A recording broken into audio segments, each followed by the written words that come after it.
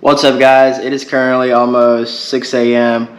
I'm actually getting ready for a long run today. Not sure exactly how far I'm going, but as you can see, the stuff on the floor, it's going to be a pretty decent long run.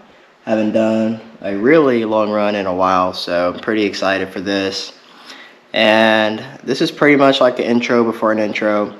I'm going to get into the video later. I just decided that at the last minute that I would take you guys on this run with me. I'm trying to do better at vlogging these runs so you can see where I'm going and see some of the routes that I take.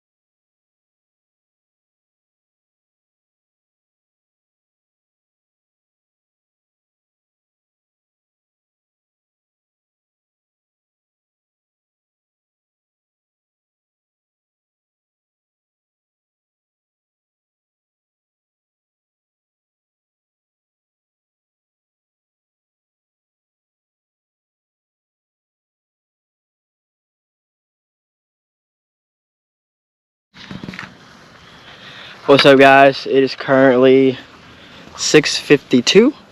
We are about to get started on this run, and it is a very chilly morning, but it feels great. I feel great, and let's go ahead and get started.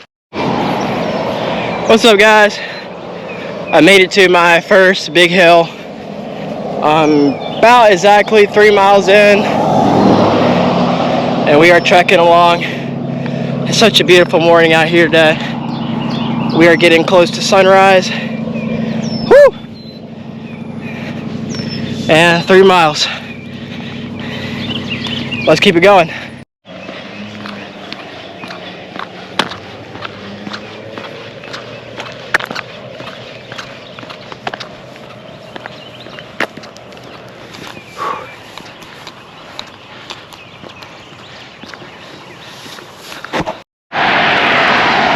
What's up, guys? It looks like I'm probably gonna have to cut this run short. Not feeling well. Feeling a little lightheaded.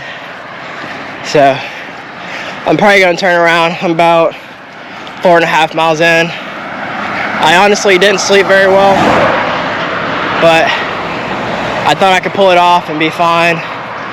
But this just shows how important sleep is, guys. Sleep is very important. I think I got about a couple hours of sleep. Just couldn't fall asleep, so gonna make a turn around here and head back to the house. So I should finish up around probably 8.5, close to 9 miles. Whew. Maybe I'll try again tomorrow. It happens, but it's better to stay safe than me falling out, especially right here on the highway. Sunrise looks good though, but I'm gonna go ahead and head back in. Beautiful sunrise we have today. It sucks I couldn't get my long run in, but I just gotta make what I do today, and some miles is better than no miles. But man, look at that sun. Beautiful sunrise, beautiful. This is why I love morning runs. This is why I love it. It's so beautiful. How can you not love it?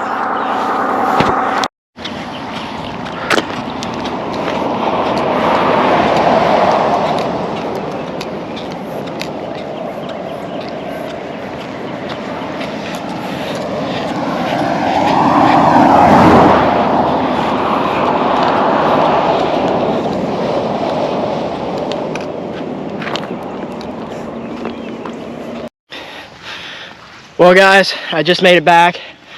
I got about 9 miles in. This just goes to show that you really just can't perform at your best with little sleep. I thought I could pull it off, but I started getting lightheaded around 3.5 miles. Was just not feeling good. And I always have to constantly remind myself that I'm doing all these runs, you know, on pretty dangerous highway, so I never want to do anything to jeopardize my safety. So I went ahead and made a decision to turn around. So still got to run in. Some miles is better than none, guys. I'm going to try and get back in and get some sleep and try and rest this off. Hope you guys enjoy the second half of the video. What is up, guys? Welcome back to the channel. Today I'm going to be talking about when to replace your tennis shoes. I want to give a huge shout out to Melissa. She's the one who gave me this idea. This is my dear friend's wife, and to be honest, I've been sitting on my behind trying to figure out what the heck am I going to talk about. And Alan sent me a text and said, hey, my wife said you should talk about when to replace your tennis shoes. I was like, that is a great idea. Let's do it. So with that being said, let's go ahead and get to the video, guys. I hope you continue to support me, like and subscribe. And hey, let's drop some more comments on what I should talk about next Monday. Let's get into the video. Alright guys, so there are 3 ways to figure out when to replace your tennis shoes. The first is being aches and pain. The second will be the cushioning. And 3 would be the tread on the bottom of your shoes. Alright guys, so one of the first ways that you can realize when you need to replace your tennis shoes is when you're beginning to have aches and pains. Usually it'll start at the feet, and then your shins, aka shin splints. We all have those.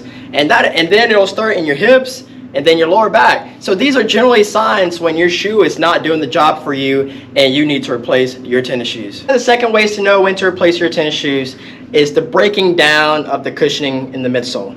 When the cushioning of the midsole begins to break down, guys, and it starts to lose all of its shock absorption, one of the key things that you can look for is all the wrinkles along the bottom of your shoe.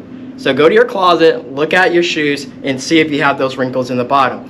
And that is typically when all the shock absorption is typically beginning to break down. If you do not have that springiness every time you make an impact on whatever surface that you're on, that means there is no more shock absorption left, and you are pretty much bottoming out, and it is time to look for a new pair of tennis shoes. Guys, the cushioning, the most important part. When it is starting to break down, it is time to get a new pair of shoes. Guys, so the third way to know when to replace your tennis shoes is to tread on the bottom of your shoes. When the bottom of your shoes becomes a flat surface, that is usually meaning the rubber on the bottom has completely eaten through and it has become a flat surface. And when it becomes a flat surface, guys, that means you have pretty much lost all the tread on the bottom of your shoe, and it is time to re-up on your shoes. So guys, one of the first things that you can look for when to replace your tennis shoes is aches and pain. The second one is the cushioning in the midsole. Remember guys, that is the most important part. The cushioning on the midsole is really important because when that shock absorption leaves, it is time to re-up on your shoes. There is no more shock absorption left in that shoe, and it is time to re-up. Thirdly, when the surface on the bottom of your shoes becomes smooth, that means there is absolutely no rubber on the bottom. There is absolutely no traction, guys. It can be very dangerous. You can slip and fall on a rainy day. So guys, know when to replace your tennis shoes. Tennis shoes are generally supposed to last 300 to 500 miles. Now that all depends on the type of shoe that you have, whether it's a mid-cushion or high cushion shoe. But generally between 300 to 500 miles, guys, is when you are supposed to replace your tennis shoes, and that is generally around 6 to 8 months, but it depends on how much you're running and how much you're getting after. Thank you guys for watching the video. I hope you liked it. As always, please like and comment and subscribe to my channel, guys. Please comment some things that you want to see on the next video. I want to give a huge shout out to my nephew Braden. He's been super supportive of me on these YouTube videos. I hope you have a good day, my guy, and as always, see you guys on Monday.